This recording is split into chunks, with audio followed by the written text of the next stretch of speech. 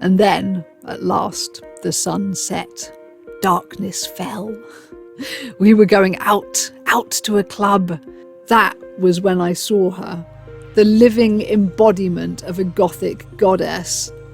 The bottled essence of everything my eyelinered 15-year-old Babybat goth squirt wished they could be. It was more than just how she looked. It was the confidence she exuded. This, I told myself, this was the beginning of adulthood, of freedom.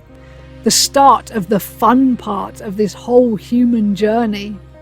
The night was no longer a tantalizing mystery gliding by just out of reach. I was becoming a part of it.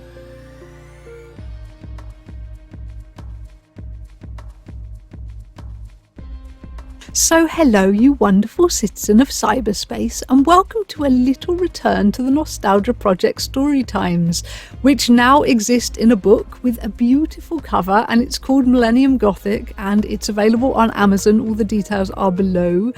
For right now, though, this is a chapter that, shockingly, I never even thought to include in the book, and what the actual fuck, because this one, it's the story of one of the most pivotal moments in any alternative teenager's life.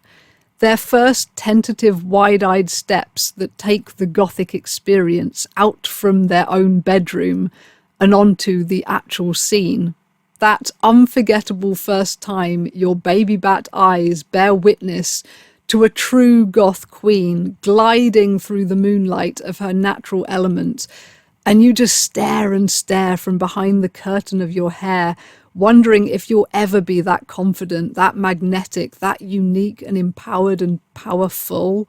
Not to mention the first friends who adopt you, who don't laugh at your badly applied black lipstick, but who instead make you feel like you belong, maybe for the first time in your life. Then show you the darker, more delicious sides of life that you always knew somehow existed in the world after midnight. That glittering neon universe of nightlife pulsing magnetically away like some distant city's heartbeat, just beyond your sensible childhood bedtimes, your net curtains and parents' house small town isolation. It was out there all along, and now you're in a taxi, physically shaking with nervous excitement, on your way through the smoky city night to take your first tentative steps out in it. The world was out there, and some would say it still is. For me, though, I've been told a fair few times that my youth era was enviable, was the time to be a young goth. Like most teens, though, if you had have told me that at the time, I would have retorted that I hated the era I'd been born in. After all, I'd missed Kurt Cobain's life and death by a hair's breadth, having been 8 years old at the time of his passing, and I'd missed Richie Edwards by just as small an increment. I once held a vinyl record signed by Richie, but that's not the same as being there. The whole crowd a mess of eyeliner and spray paint, draped in leopard print, feather boas and self-destruction. I missed all of that, and it still makes me a little bit sad. Though I had several friends who, like me, went everywhere in the early 2000s in leopard print and heavy eyeliner, and beneath that the self-harm scars, lingering testaments to the dubious legacy and damaged fragility of Richie and the early Manic Street Preachers, but none of us had actually been there. And you know what's even worse than having missed out?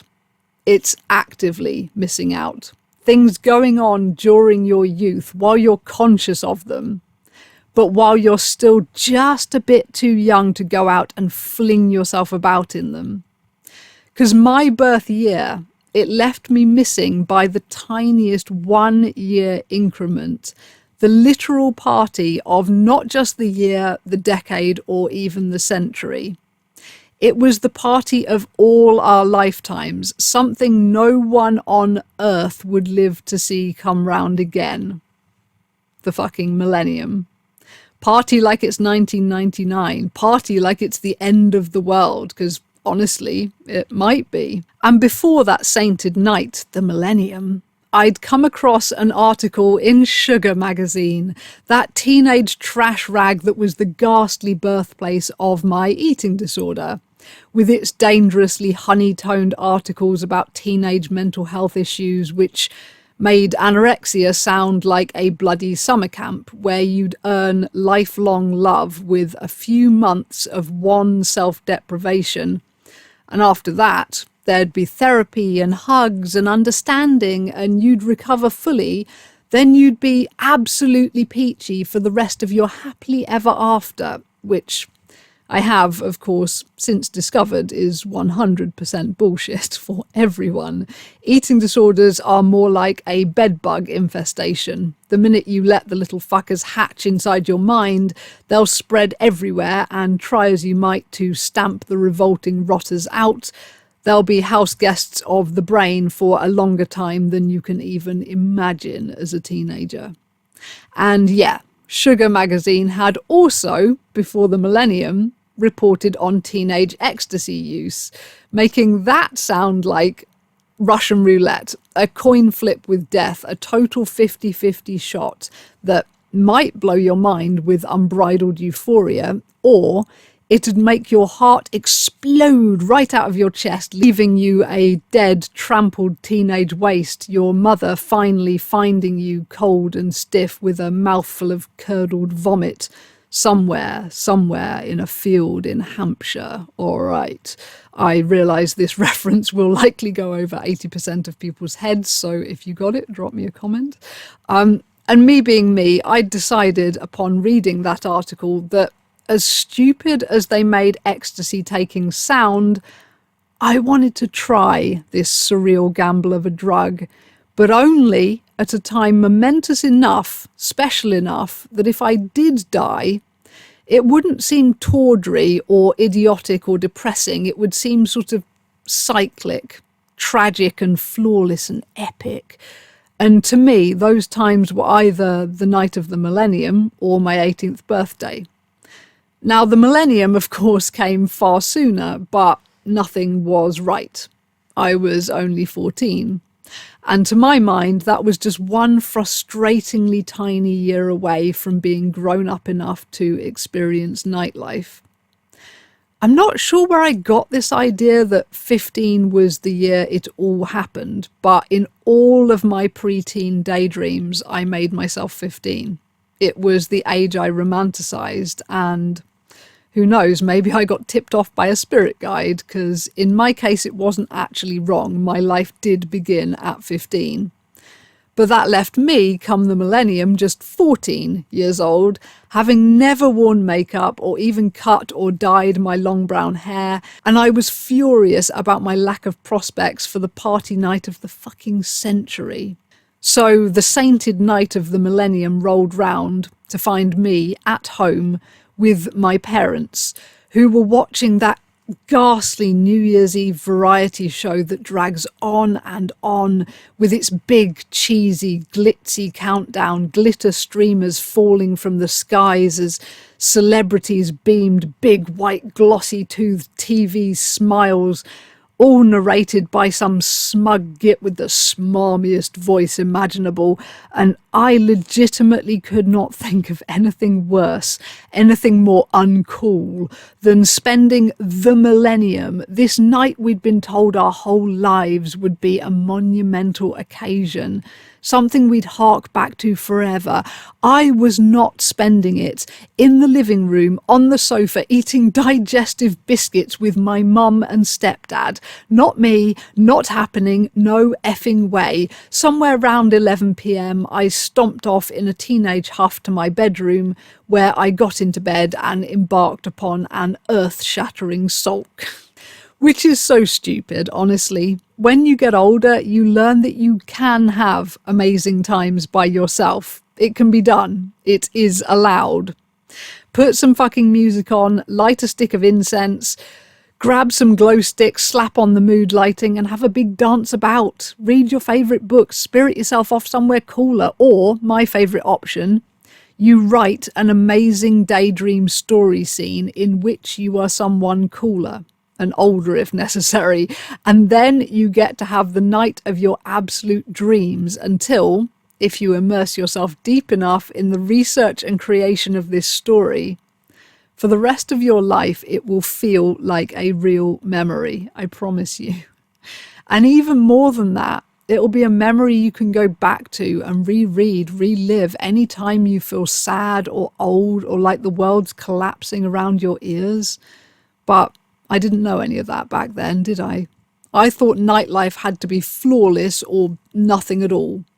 So for the millennium, I lay in bed in silence until the fireworks started booming out all across the country, and then I retreated even deeper into my duvet cocoon of sulk and hated them all, those bloody bastards out there, doing drugs and having sex and making actual memories that anyone would want to keep. And the saddest thing of all is that, as memories go, these days I would rather have spent the millennium with my family, with the people who mattered, and who will always continue to matter more than anyone else in the world. There's nothing wrong with that, nothing uncool about that. I may not have got on with my mum back then, or even known what to say to her, and the feeling was very much mutual, but it still would have sucked less than being in bed on my own at the most important moment of the next 1,000 years. But I was a cliche of a teenager. I sulked alone. And the next day rolled round, January 1st of a whole new millennium. I had no hangover, none of the planes had tumbled out of the sky, everyone's computer was working just fine, and life ticked on.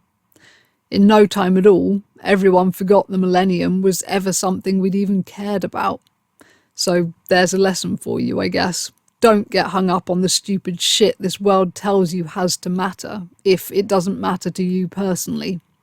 Don't feel like your life is over if you're not allowed to do what you want at 16 or 18 or even 21. If some private fairy tale doesn't come true precisely on schedule, I promise you it won't feel like the end of the world forever. You can show up late to almost anything, even your own life.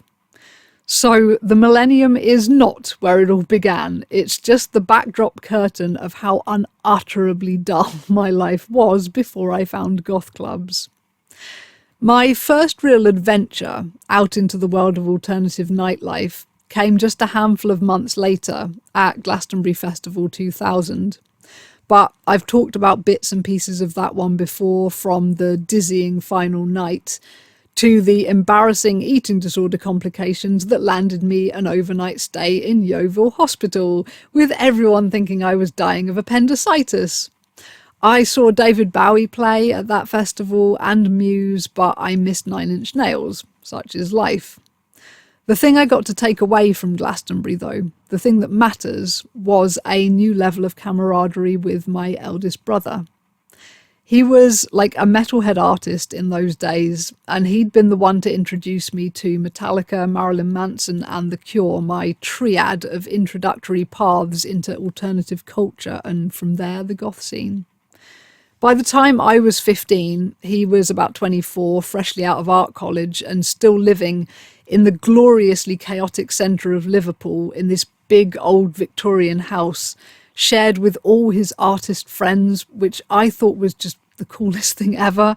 I loved the idea of being in the middle of a big buzzing city in one huge chaotic house, stuffed full of all your favourite people like you were one crazy family, and no one doing anything but making dark experimental art all day long. Fucking heaven. It still sucks that my life never walked that way. The one time I did come close to living in such a situation, I had an instant nervous breakdown and had to leave within the first week. And now, well, my favourite person from that house share, he died in 2017.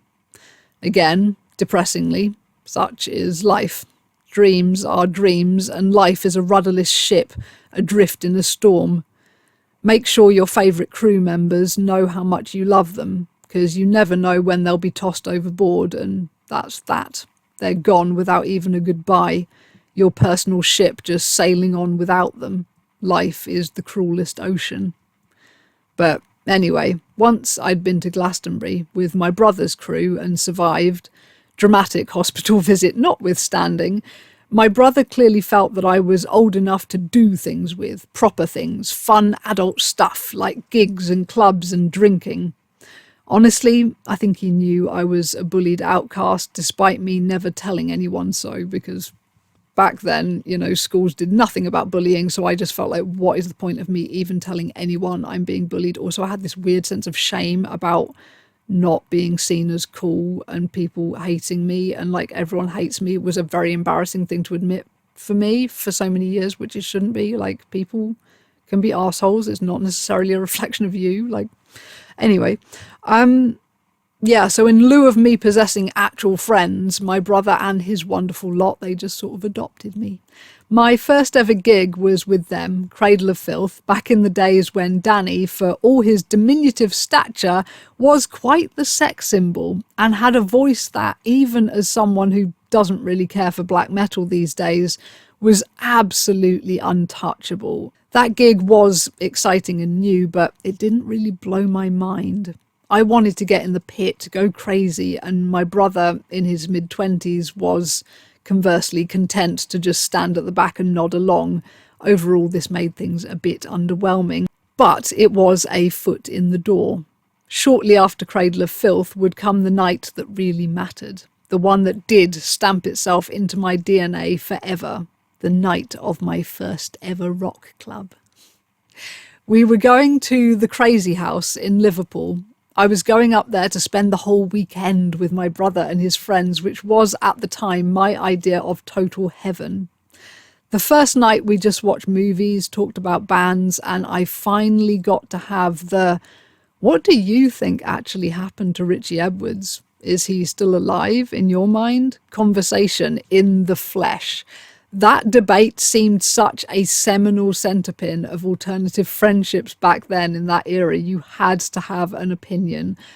And I had no alternative friends. It felt glorious to finally have these conversations about the stuff that interested me and people around who got me, who shared my references and cared about the same shit.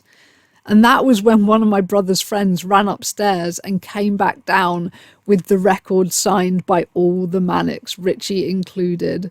I stared at his signature, at his softly scrawled handwriting with the unsurprisingly feminine-looking X-kiss beneath his name, and I tried to suck up the lingering traces of his magic, his presence. I never ever wanted to give that record back. Didn't they know how much it meant to me?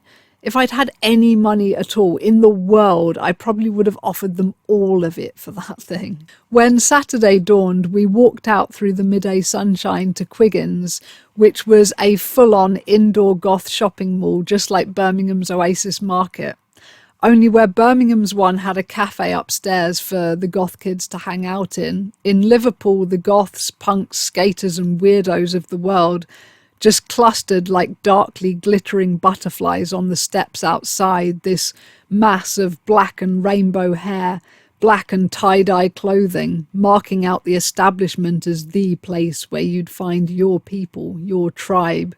I guess it was kind of like Birmingham's Pigeon Park. Back in the early 2000s, you couldn't walk through Pigeon Park without the all-round clatter of skateboard wheels, without seeing vast packs of varying alternative posses sprawled out on gravestones, pigeons hopping around these sprawled figures in their trip pants and New Rock boots. And the gutting thing is that no trace whatsoever of this legacy exists in the park today. Walk through it now and all you'll see is harassed businessmen striding everywhere. Teenagers are all on phones and computers now. They're not sprawled out in city centre cemetery parks with every other weirdo they've ever met. And I dare say the same depressing fate goes for the steps of Quiggins. If there's a goth mall still inside it at all now, I doubt it's the same, and those stairs will likely just be cold, barren stone now. Vacant, nothing lingering of all those beautiful, confused, messed up kids, besides the odd scrawl of worn, outdated graffiti surreptitiously carved into the ancient stone. But back then, Quiggins was on multiple levels. separated by clanging metal staircases, this soaring, airy, artsy space with so many varied little shops selling blacklight reactive piercing jewelry or mad hippie tie-dye clothing, incense, slicker, blacker goth pieces, band t-shirts and hoodies, hair dye in every conceivable colour. I dare say they also had the obligatory staples like a shop full of New Rock boots and a piercers and tattooist, though my memory is too faded now to be certain. I came away with a blacklight glowing barbell for my new belly button piercing, but no clothes. This shopping trip was unexpected, leaving me bereft of parentally donated funds to blow on spectacular new clothing. And then, at last, the sun set. Darkness fell. We were going out to a club. The buzz of anticipation was tangible as the living room of the shared house emptied, people scattering to their designated bedrooms to get ready. By this point in life, I'd had my long brown hair chopped off and dyed black, which still fucking annoys me. Like, why on earth didn't I get it dyed black before I got the chop? Even just for a week or two, it would have been majestic at full bum length, all in black. Actually, I think leaving natural brown streaks in long black hair would have been really, really unique and witchy looking, but there we go. You can't teleport yourself back in time to give your unruly younger self style advice, so my gorgeous, gorgeous hair got walloped off to about chin length and dyed regulation Babybat black. You know, that introductory few minutes of goth where you're too afraid of being called a poser to do anything but monochromatic black and white styles. I spent the start of our crazy house evening in the bedroom of an absent housemate, borrowing their mirror to get ready in. All my 15-year-old self had with them, makeup-wise, was one black kohl pencil and a white Stargazer pressed powder palette. I scribbled and smudged black grease around my eyes, painted my lips with the same black eyeliner because it was quite hard to find black lipstick in those days. You just had to use kohl pencil, and after a while it'd go all goopy and gross and you'd have to wipe it off and start again. And if you kissed someone, it went everywhere. I slapped white powder all over my face, and that was literally that. There were no tutorials in those days, and I must have looked disastrous, but everyone was lovely about my look. Other than the makeup, I'd cobbled together a long-sleeved black gloss crop top with this holographic barbed wire pattern winding around the boobs, my typical 90s bootcut low-rise jeans, and my pride and joy black rose, black velvet trench coat. And once that was all done, out we went into the chill air of the Liverpool night. We got a taxi into the city centre, and it was my first time riding in a big black cab at night, all stuffed with my friends, the fold-down seats spread around the walls of the vehicle. I still remember the way my hands were shaking uncontrollably. I was that nervous about what lay ahead. Beyond the windows of the taxi, moonlight and neon slid by, drunken students staggering and laughing, dressed to the nines scouse girls prancing past on towering heels, and the warm scents of beer, overzealously drenched perfume and cigarette smoke floating into the taxi from the night outside. It was an alien world, this nocturnal city, and yet it felt like coming home. I'd always felt more alert, more alive at night, and now I was convinced I was about to take a bite out of the bleeding heart of the night itself. See, my hands were shaking, not because it was all new, but because I had some very, very weird and hilariously naive ideas about what was about to happen tonight at this nightclub. So they say autistics take things too literally, right? Because that dratted article in Sugar magazine, the one about ecstasy, yeah, it had warped my mind completely. Now I was 15 years old and on my way to a nightclub with a group of experienced 20-somethings. I was absolutely 100% convinced that ecstasy pills were on the menu for everyone. Because it was just what people did at nightclubs, wasn't it? What else did anyone do at a nightclub other than hard drugs? Why else did they go? It was the sole thing those places were for, right? And naturally, me being me, I was fully up for that, thrilled by the idea to the point of trembling terror. My hands shook and my heart pounded like a freight train inside my chest.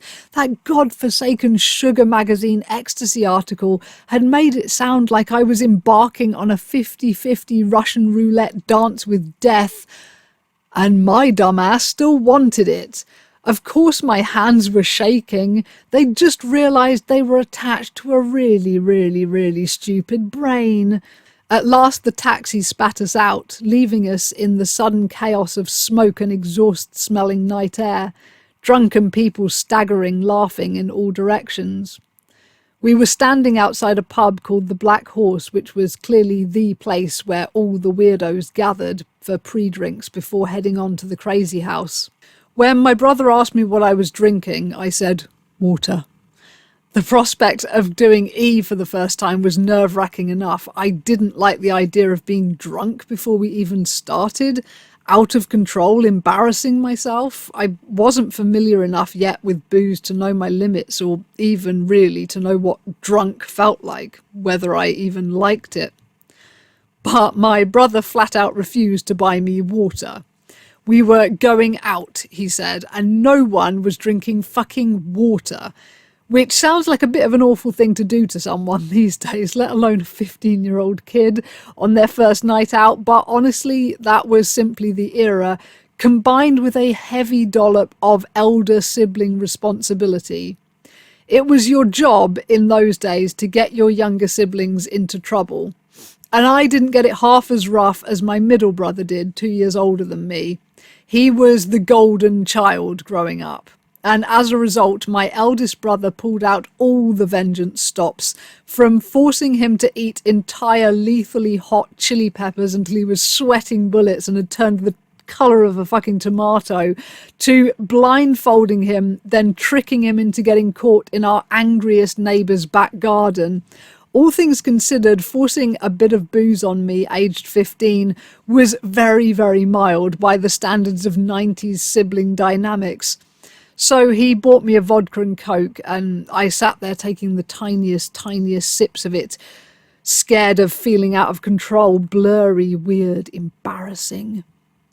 And that was the moment when, as I sat in that gloomy corner, anxiously sipping the vodka-tainted coke that still trembled in my hand, that was when I saw her, the living embodiment of a Gothic goddess. The bottled essence of everything my eyelinered 15-year-old Babybat goth squirt wished they could be. I'd never seen so much spooky perfection stuffed into one human body, if she was even human at all. The girl was sitting on a tall bar stool with, presumably, her boyfriend, though in my memory he's just, well, nothing. Just a blanked out blur of smudgy irrelevance. He could have been gorgeous too, or he could have been a green-skinned alien being. Either way, he still would have been rendered invisible by the shadow of her beauty. The girl was dressed all in black, PVC or latex, shiny, tight, glistening black, with a corset buckled around her tiny waist, boosting up her perfect pale cleavage, these towering patent leather stiletto stripper boots buckled around her feet, and her long hair gleaming raven's wing black. Her makeup was so flawless, I have no idea how she managed it, how she existed in such radiant goddess-like perfection in an era long before makeup tutorials. But it was more than just how she looked. It was the confidence she exuded. She had a bottle of something in her hand, maybe Metz or Smirnoff Ice, one of those early Alco Pops in the days when they were basically all boozed up lemonade with a weird icy kick. Not the sticky, candied, rainbow bright shit that you think of today. That came on the scene a few years later with WKD and Red Square. The goddess across the room, she was my polar opposite, as I sat anxiously gripping a drink I didn't trust, a drink that trembled in my hand while she talked and laughed, swigging her drink easily from the bottle. She seemed to have no fears at all, no insecurities, no flaws. I sat transfixed by her from that first glance to the final moment, as she slid off her bar stool, wrapped herself in a black monster fur coat, and went gliding like a catwalk model on her stiletto boots out into the night, gone forever on a breath of clove smoke into the midnight breeze. I never saw her again. She must be in her late 40s by now, probably a whole different person, quite possibly someone's mum, and I don't even have a picture of her, let alone a name. 25 years later, though, she's still tattooed onto the grey matter of my mind. She was my original goth icon blueprint, long before influencers or even MySpace celebrities. Back then, gothic goddesses were just a glimpse, etched forever into your memory, then gone, hoping like an eager bird watcher that someday maybe you might catch another dizzying glimpse of that glorious specimen, but you never did. There was no social media, no album full of screenshots and saved pictures. You carried the memory wafts of those magic ones all by yourself, remembering and replaying and romanticizing them, until that random person out having an ordinary drink in their local bar had unknowingly become your own personal supernatural deity, a magical entity your Babybat eyes would never ever forget, and that person would never know. Like, to her it was probably just another night out. I doubt she even noticed me just like ogling her obsessively from a corner. It probably happened to her all the time, to be fair, with like younger kids. She probably got quite a lot of ogling from little wide-eyed Babybats, but for her just a normal night out. But for me, I can still see every moment of her in that night, and she became this blueprint to me, and she doesn't even know it. She doesn't know I exist. She doesn't know that I still think about her. I don't know who she is to this day. Is she still alive? Like, it's so weird how just this passing glimpse for someone, they don't even know the ways that they lock into your brain and change you forever. And it's weird the effects you can potentially be having on other people without even knowing it. Soon after, the magic girl slipped away into the night, leaving the bar drabber, duller, emptier, without the magnetism of her presence. My brother and his lot having put away a few drinks, and me having barely finished my one distrusted vodka, we got up and began the short walk to the crazy house. If you ask Google Images, the club was yellow and red, this primary coloured oddity, looking for all the world like some weird little square house drawn by a kindergartner, but I personally have no memory of its outsides. What I recall is the tense discussion as we walked over and someone clocked that I was wearing trainers, like sneakers, I think, on my feet. For I was yet to own my first pair of proper goth boots. Would they even let me in wearing trainers? Would they let me in anyway, given I was barely 15? It was finally decided that if I was rejected, my brother and one of the others would admit defeat and come home with me, leaving the rest to go inside. But for now they tucked me near the back of the group, camouflaged amongst older faces. And at the door, no one kicked up a stink. No one noticed my awkward, shakily nervous, barely teenage presence lurking at the back. In we went.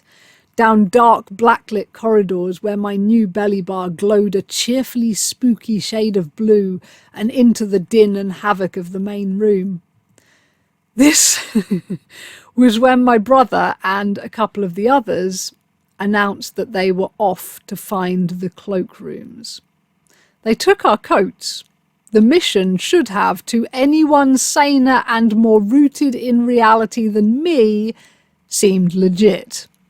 But 15-year-old me was convinced I knew what was really going on. It was all a ruse, a code, this cloakroom thing? Bullshit.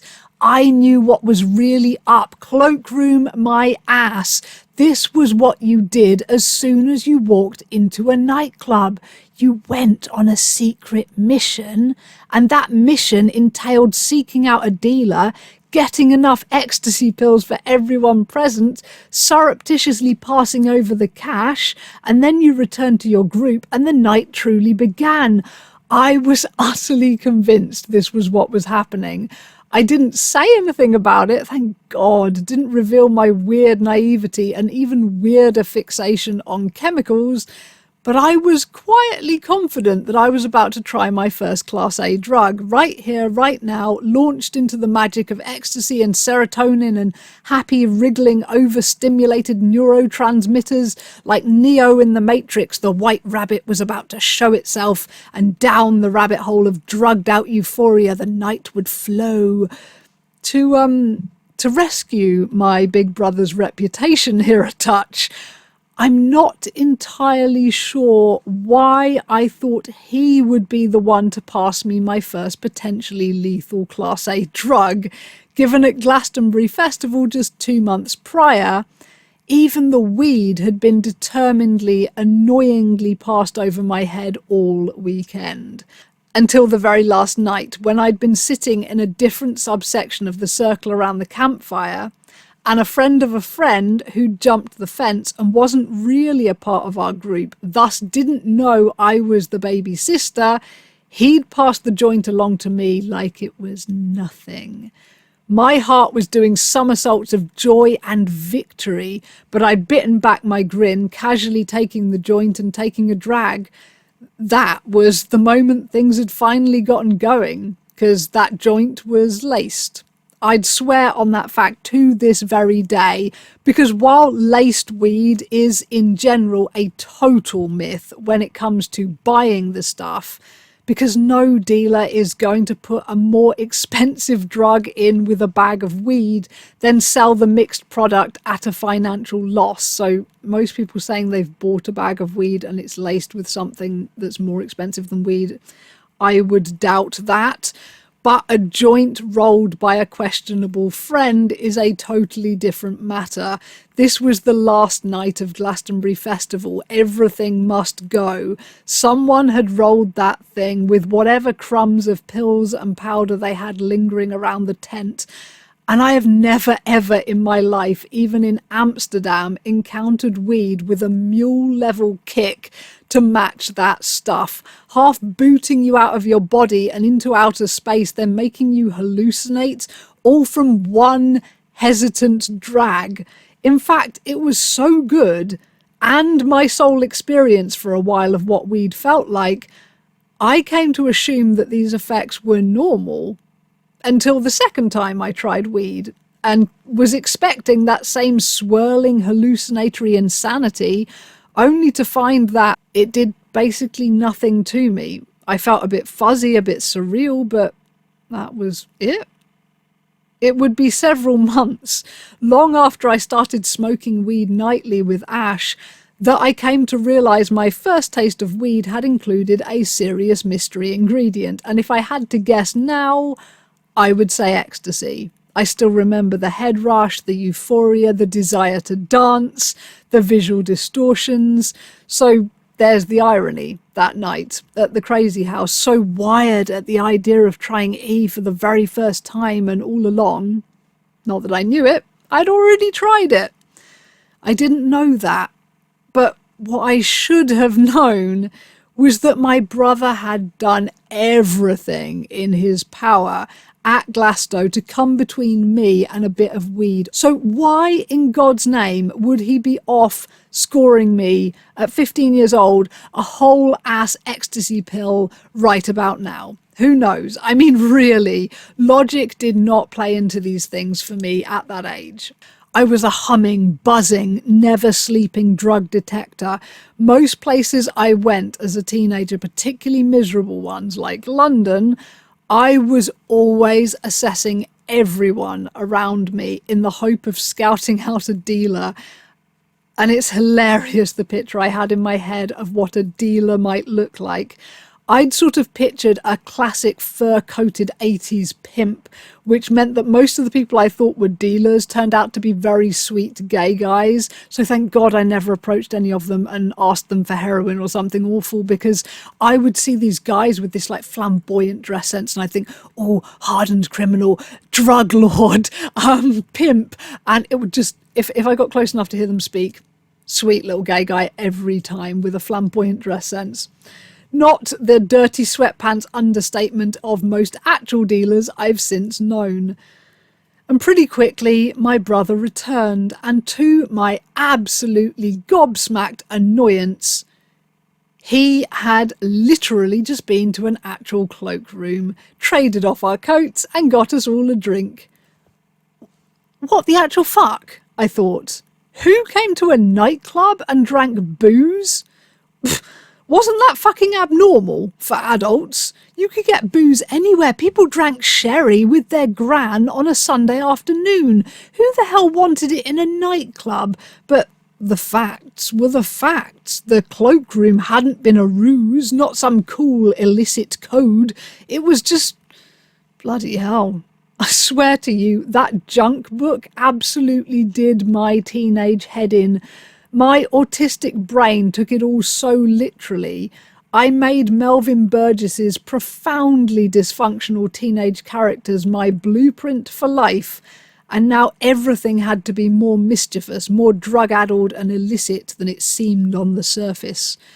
And even worse, like a typical autistic, this wasn't to be an odd little passing phase, just a silly teenage blip sailing across the mindscape of my youth. No, all this was to be a burning obsession that would stick with me for decades and drag me to some really shitty drug-related places. But regardless of the lack of ecstasy pills, the night crashed on.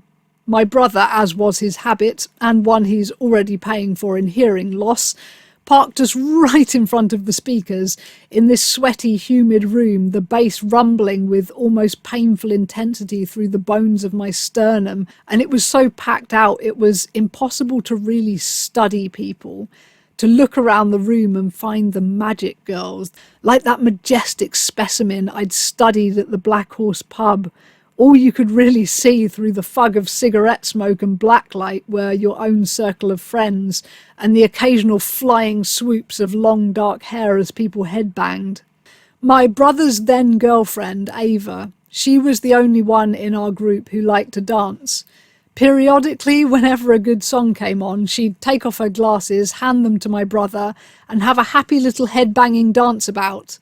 I'd always worshipped Ava. They got together when I was about 12, and she had magenta hair and she was just so effortlessly beautiful.